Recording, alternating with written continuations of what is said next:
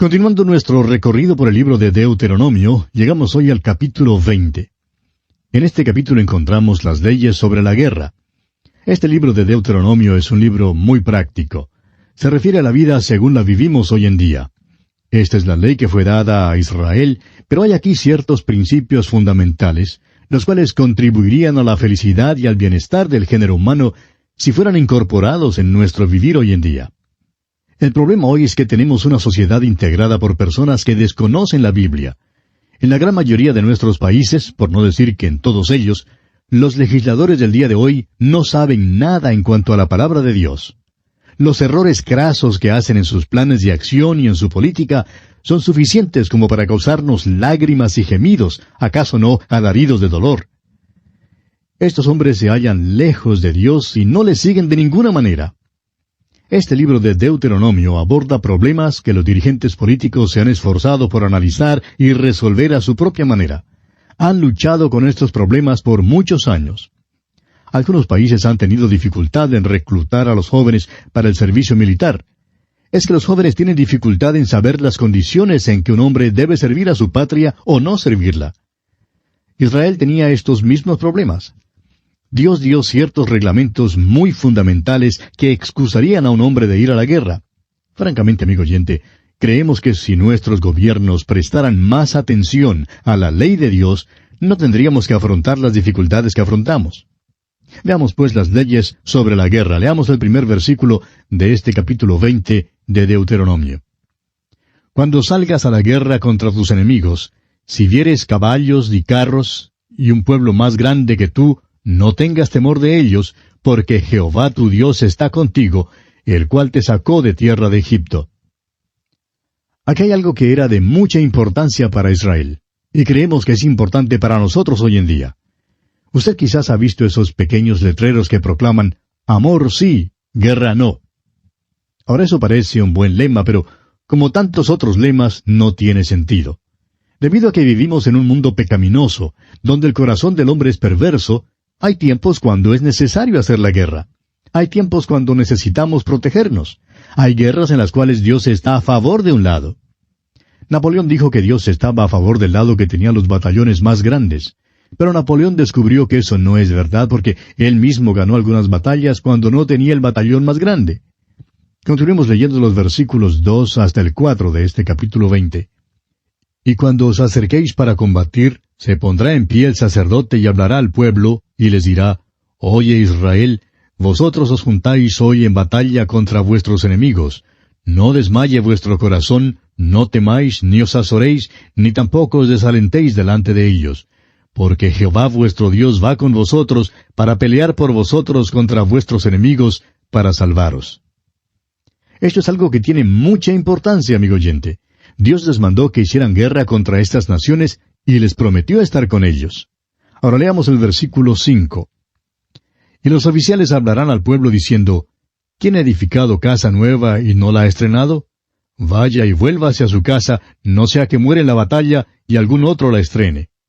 Ahora Dios da 4 condiciones bajo las cuales un hombre estaría exento de salir a la batalla. Si un hombre había construido una casa nueva y todavía no había tenido la oportunidad de vivir en ella, no tenía que subir a la batalla. ¿Por qué? Porque su corazón estaría en aquella casa nueva. Había puesto su corazón y su afecto en ella. Quería vivir en esa casa nueva y debía tener la oportunidad de vivir en ella. Ahora leamos el versículo 6. ¿Y quién ha plantado viña y no ha disfrutado de ella? Vaya y vuelva hacia su casa, no sea que muere en la batalla y algún otro la disfrute. Los israelitas eran labradores, y la plantación de una viña era el trabajo u ocupación de este hombre. Acababa de sembrar un viñedo. No había tenido la oportunidad de comer todavía ni una uva de su viña, y por tanto no tiene que ir a la batalla. Su corazón está puesto allí en ese viñedo. Su interés está allí. Puede entonces quedarse hasta cuando coma de él, hasta que se establezca como labrador. De otro modo, corre el riesgo de ser muerto en la batalla y otro segaría el fruto de su labor. Esto es muy interesante, ¿no le parece? Ahora el versículo 7. ¿Y quién se ha desposado con mujer y no la ha tomado? Vaya y vuelva hacia su casa, no sea que muera en la batalla y algún otro la tome. Aquí tenemos a un joven que está comprometido para casarse con una señorita y le reclutan. Ahora, pero no tiene que ir a la batalla. Está enamorado de esa señorita y quiere casarse con ella. Déjenle pues quedarse en casa y déjenle casarse con la joven. Allí es donde está su corazón y él no tiene que salir a la guerra. Ahora el versículo 8 dice, y volverán los oficiales a hablar al pueblo y dirán, ¿quién es hombre medroso y pusilánime? Vaya y vuélvase a su casa, y no apoque el corazón de sus hermanos como el corazón suyo. Podría haber un hombre el cual admitiera con toda franqueza que es cobarde. Tiene miedo de luchar y no quiere luchar, quiere quedarse en casa. Vemos pues aquí 4 motivos buenos por los cuales un hombre quedaba exento de ir a la guerra. Quizás los primeros motivos no hubieran hecho que me quedara en casa, pero este último motivo sí habría hecho que me quedara en casa. Si un hombre tiene miedo, si es medroso, no debe salir a la guerra. Creo que yo por miedo me habría quedado en casa. Esta ley se aplicó al ejército de Gedeón. Gedeón empezó con algunos cuantos hombres, realmente había unos miles, y terminó con 300 hombres. Ahora, ¿cómo fueron apartados? Llegaron a las aguas y algunos de los hombres se doblaron sobre sus rodillas para beber. Había otros que lamieron las aguas con su lengua, como lame el perro, y estaban listos para luchar. Estaban muy ansiosos de matar al enemigo y terminar su trabajo. Querían proteger y salvar a la nación. Por tanto, ellos fueron los que salieron a la batalla y los otros fueron enviados a sus casas. Usted se habrá enterado por las noticias del caso de un sinnúmero de jóvenes que no quieren prestar el servicio militar obligatorio, y en señal de protesta queman sus tarjetas de reclutamiento. Bueno, simpatizamos hasta cierto punto con muchos de estos jóvenes, pero en lugar de tratar de culpar al gobierno y a todos los demás, debieran simplemente confesar que tienen miedo de ir a luchar. Ese es un buen motivo. Eso sí me habría eximido a mí de ir a la batalla, de eso estoy seguro. Dios dice aquí que Él quiere que su pueblo sepa 2 cosas antes de que entren en la guerra. En primer lugar, deben saber que Dios está con ellos y que va con ellos. En segundo lugar, deben ser entusiastas en cuanto a la guerra. Hay un tiempo cuando uno debe luchar por su patria, y hay un lugar para la bandera y para el patriotismo. Siempre vemos que Dios es muy sabio. Y aquí tenía un plan maravilloso para su pueblo, aún en tiempo de guerra. Leamos ahora los versículos 10 hasta el 12 de este capítulo 20 de Deuteronomio. Cuando te acercas a una ciudad para combatirla, le intimarás la paz. Y si respondiere, paz, y te abriere, todo el pueblo que en ella fuere hallado, te será tributario y te servirá. Mas si no hiciere paz contigo, y emprendiere guerra contigo, entonces la sitiarás. Aquí se da otro gran principio. Dios dice que se pelea para ganar. El enemigo debe ser destruido. Este es el fin de la guerra. Si ganar no es el fin o el propósito, no hay entonces motivo para que una nación vaya a la guerra.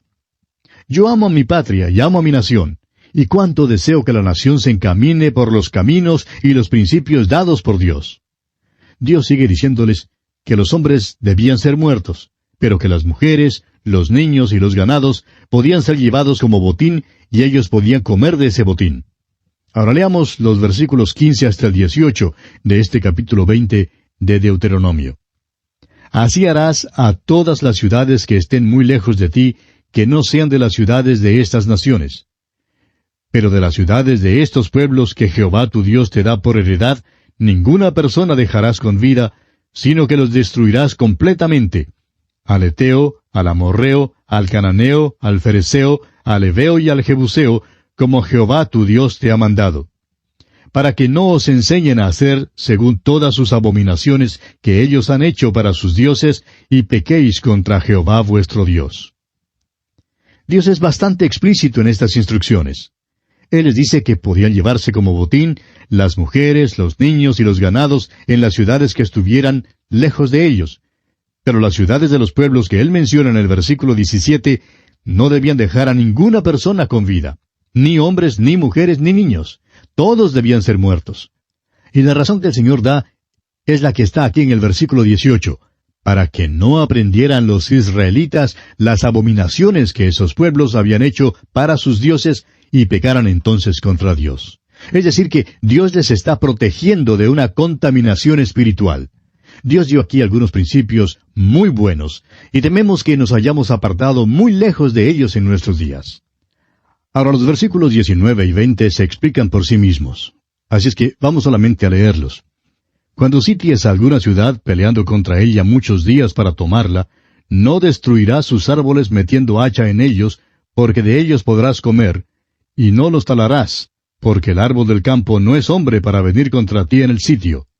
Mas el árbol que sepas que no lleva fruto, podrás destruirlo y talarlo, para construir baluarte contra la ciudad que te hace la guerra hasta sojuzgarla. Y así termina nuestro estudio del capítulo 20 de Deuteronomio. Llegamos ahora al capítulo 21. En este capítulo 21 encontramos las leyes que regularizan el asesinato, el matrimonio y los hijos delincuentes. Todavía estamos en la sección tocante a los reglamentos religiosos y nacionales, la cual se extiende desde el capítulo 8 hasta el 21. Encontramos que hay leyes interesantes y extraordinarias que dictaminan sobre muchos aspectos diferentes de la vida de Israel.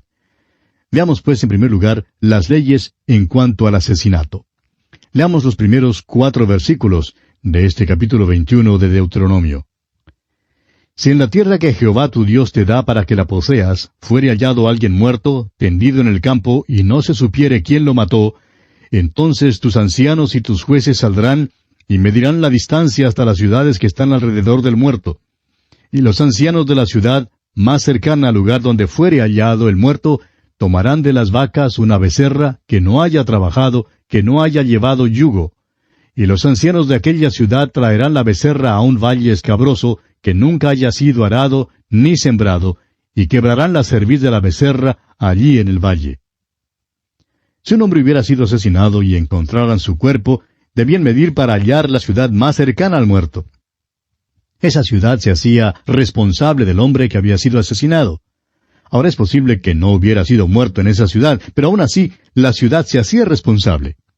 Leamos ahora los versículos 5 hasta el 9 de este capítulo 21 de Deuteronomio.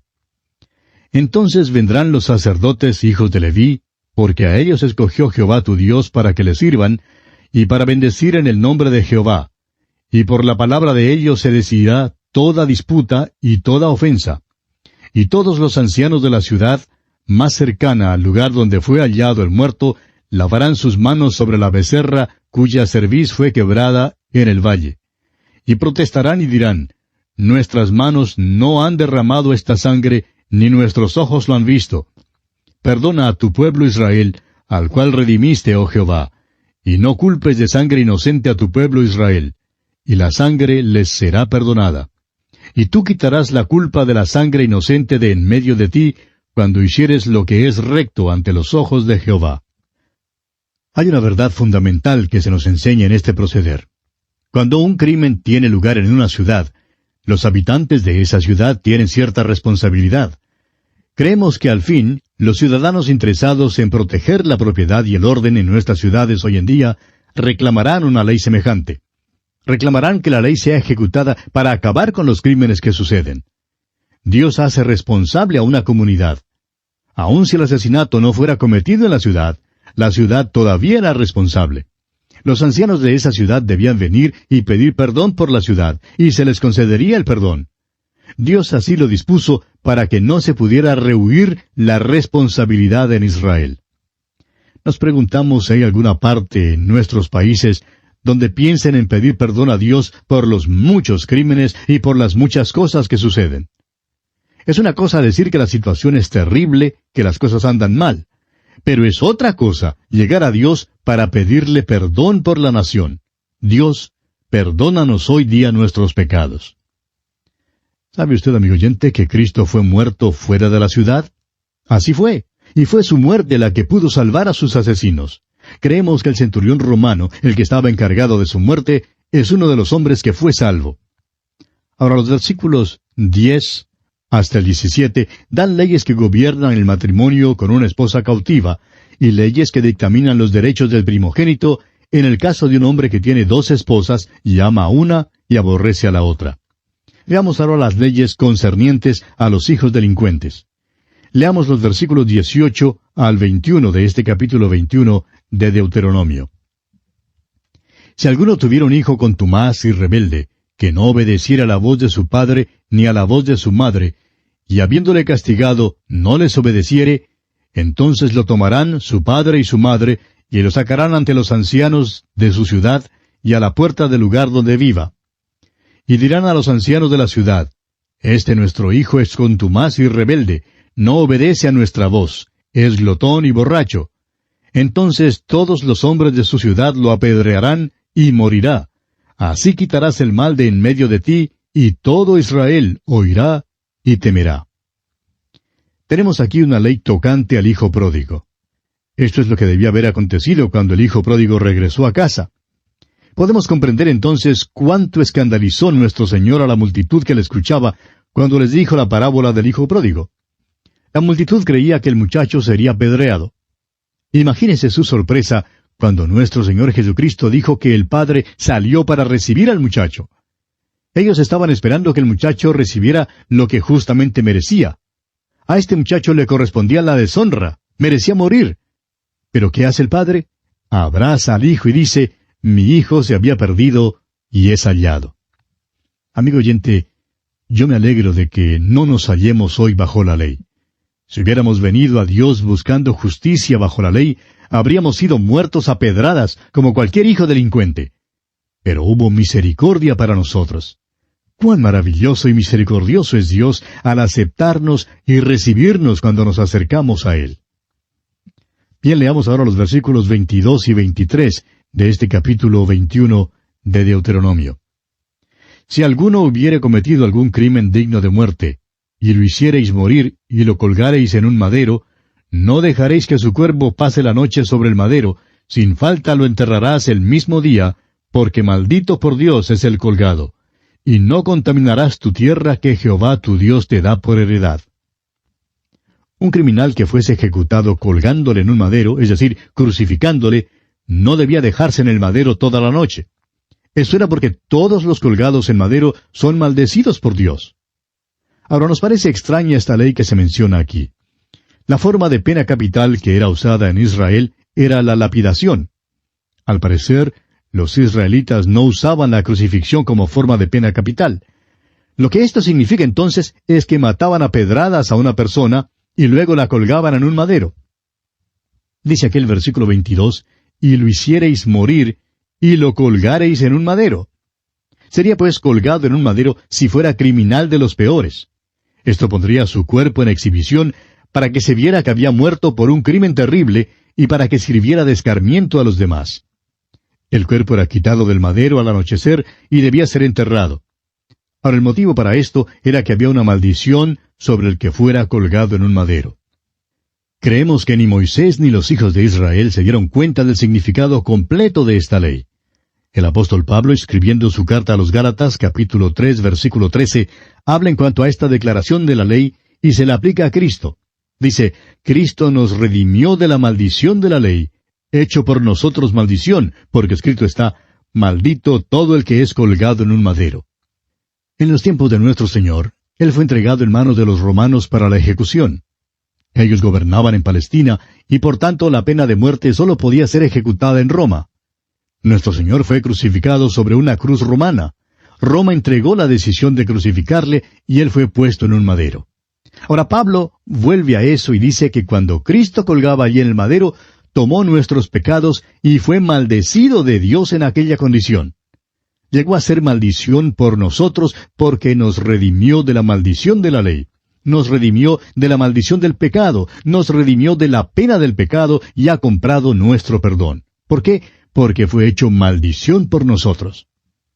Se hacen hasta molestos los que disputan en cuanto a si los romanos o los judíos son los culpables de la muerte del Señor Jesús.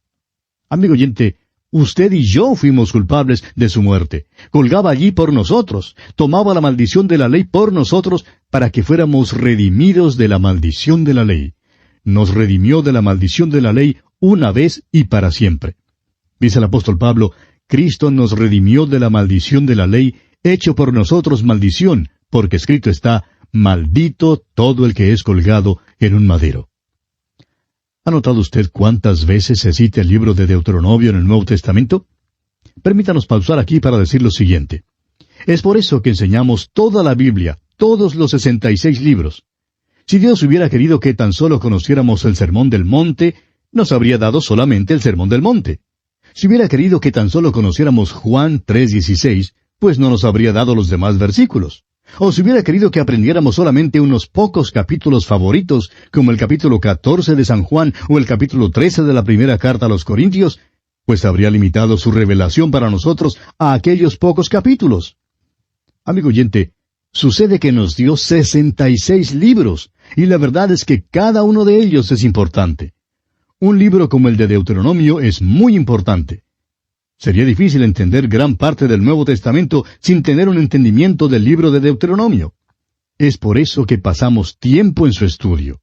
Hay lecciones espirituales tan grandes aquí y nos regocijamos de la reacción y la aceptación que tantos de nuestros oyentes le están dando.